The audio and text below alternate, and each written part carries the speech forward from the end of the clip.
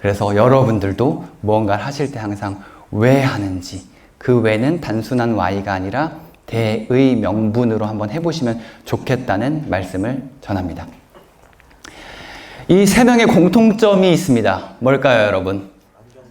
안경 썼다고요? 아, 네. 오늘 강의의 주제는 안경을 쓰면 눈이 나빠진다. 이런 거, 책을 읽으면 눈이 나빠진다. 뭐 이런 건 아니고요. 어떤 다른 공통점들이 있지 않을까요? 네? 웃고 있다.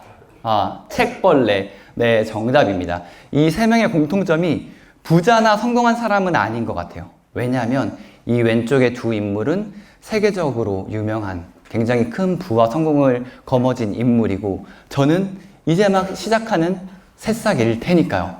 하지만 공통점이 있습니다. 이들은 책을 좋아하고 책을 믿습니다. 그리고 책을 읽고 실행하면서 자신이 원하는 것들을 이루러 나아갑니다.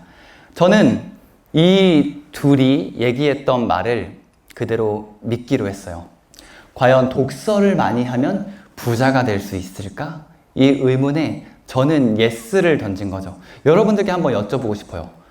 여러분들 솔직히 책을 읽으면 부자가 된다 이런 말은 들어보셨을 텐데, 나는 이 말을 믿는다. 손 한번 들어봐 보실래요? 오, 한 3분의 2 정도는 믿으시는 것 같아요. 저도 조금 반신반의했었는데 일단은 믿어보기로 합니다. 왜 이걸 믿게 되었는지 그런 것들은 뒤에서 조금 더 자세히 설명을 드리겠지만, 10년 정도 전부터 책을 읽기 시작했고 7년 전부터는 책에 그야말로 미치기 시작했어요. 시간 날 때마다 읽고 그냥 제 일상이 책으로 뒤덮였죠. 그래서 여기 보시듯이 이렇게 많은 책들, 특히나 부자, 성공한 사람들이 쓴 책들을 닥치는 대로 읽기 시작했습니다. 오늘의 이야기입니다. 책을 7년간 미친 듯이 읽으면 어떻게 되는지, 이것뿐만 아니라 저는 책을 읽고 항상 실행을 합니다. 책을 한 권 읽으면 아, 책이 정말 좋다, 다음 책 읽어야지가 아니라 책을 읽으면 항상 부딪혀요. 되든 안 되든. 그 책에서 가장 와닿았던 부분들을 한 3가지 아래로 추립니다. 아까 노트도 선물로 드렸는데 그 노트에 내가 할 일들을 쭉 써요. 그리고 나서 결과가 어떻든 일단 해봅니다. 그리고 하고 나서 다음 책으로 넘어가죠. 그렇게 7년을 살아보니 어떻게 되었는지 그동안 느낀 것들을 여러분들께 다 전달해 드리겠습니다. 그래서 오늘 이 자리가 제가 겪었던 7년으로 인해서 여러분들의 시간이 조금 더 세이브 되었으면, 여러분들이 많은 깨달음을 얻으셨으면 합니다. 탄식이 나오네요. 네. 누굴까요? 네, 지금은 좀 안 닮았죠? 저의 어릴 적입니다. 침도 질질 흘리고 있고, 옆에 보면은 이 오른쪽 사진은 저의 집은 아닌데 저의 집과 가장 유사한 사진을 가지고 와 봤어요. 저의 유년 시절인데, 저는 운이 좋았던 건지 아니면 운이 안 좋았던 건지 태어나기를 가난한 집안에서 태어납니다. 오늘 날씨 굉장히 춥지 않았나요? 어제도 너무 추웠죠? 여러분들 혹시 화장실 갈 때 춥다고 느껴본 적 있으세요? 집에서 화장실 갈 때 추워요? 춥진 않잖아요. 저는 화장실 갈 때 추운 집에 살았어요. 드라마나 옛날 영화 보면은 푸세식 화장실 아시나요? 푸세식 화장실, 진짜 언어 써도 되겠지 모르겠어요. 똥차가 와서 똥 퍼가는 그런 화장실이 있는 집에 살았습니다. 그렇다고 제가 엄청나게 옛날 사람이 아니에요. 저보다 나이가 훨씬 더 있으신 분들도 푸세식 화장실 집에 살아본 적이 거의 없으실 거거든요. 혹시 여기서 난 푸세식 화장실이 있는 집에 잠깐이라도 살아봤다 하시는 분 계신가요? 손 한번 들어줄래요? 한 분, 두 분? 여기 조금 왜 있죠? 그래요? 잠시만요. 여기가 연령대가 그렇게 높지 않은데 왜 있죠? 저는 중학교 2학년 때까지 푸세식 화장실이 있는 집에 살았어요. 근데 제가 나이가 생각보다 많지 않거든요. 다들 웃으시는데 제 나이가 몇 정도 됐을까요? 30대 중반이요. 30대 중반? 또? 28이요? 사람들이 웃는 거 보니까 이건 절대 아니라는 거고, 저는 생각보다 나이가 많지 않아요. 제가 인스타그램에서 이제 책 다루고 항상 뭐 우리 발전적인 걸 해야 된다, 성장하는 걸 해야 된다 이런 얘기를 던지니까 제 주 팔로워들은 30대, 40대 분들이거든요. 근데 그분들이 본인들보다는 많은 줄 아세요. 근데 제가 생각보다 나이가 어립니다. 92년생이고 지금 34살이에요. 왜 오 하시죠? 저렇게 놀라세요. 팔로워분들, 수강생분들 만나면 저 92년생이 하면은 저보다 어리셨네요? 라고 얘기를 하실 정도로. 근데 생각보다는 어립니다. 그런데도 이런 집에 살았었죠. 그리고 저의 가장 암흑기는 이 어릴 적이었던 것 같아요. 저는 이제 자기 개발하고 새벽 기상하고 제가 새벽 5시마다 달리거든요. 그런 걸 보면 사람들이 이런 질문을 해요. 리치 박사님 힘들지 않으세요? 피곤하지 않으세요? 그리고 그렇게 열심히 뭐 집안의 빚을 갚고 이겨냈다고 하셨는데 마음이 안 힘드셨어요?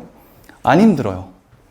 이때가 너무 힘들었어서 어렸을 때가 너무 힘들었어서 성인이 되고 나서는 솔직히 힘들어 본 적이 없는 것 같아요. 이때 고생할 걸 다 했던 거죠. 여기 빨간 딱지 그림을 한 장 넣어놨는데 제가 중학교 때 저희 집에 갑자기 우르르르 남자들이 들어오는 거예요. 제 기억으로는 한 5명, 6명이 우르르 집에 들어왔어요. 너무 놀랐죠. 뭘 하는지 봤더니 가전가구에 빨간 딱지를 이렇게 다 붙이더라고요. TV, 에어컨은 없는 집에 살았으니까 에어컨은 없었고 어쨌든 그런 가전가구에 다 붙이는 거예요. 그래서 이런 생각이 들었죠. 와, 이제 쫓겨나는 건가? 그 말로만 듣던 노숙자들의 생활을 우리 집이 해야 되는 건가? 이런 무서움을 겪기도 했어요. 더 무서웠을 때는 여러분 우리 학창 시절에 보면 집에 친구들이 놀러 오잖아요.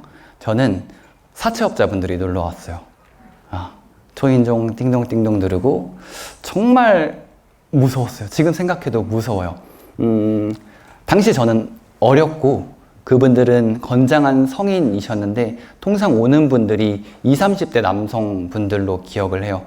근데 조금 험상궂게 말을 하셨고 문을 세게 두드리셨어요. 그리고 더 무서웠던 건 바로 안 가셨어요.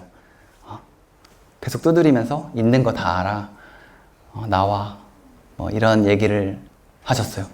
너무 무서웠어요. 진짜 방 안에서 너무 무서웠고 중학교 때까지는 아까 푸세식 화장실 있는 집에 살았다고 했잖아요.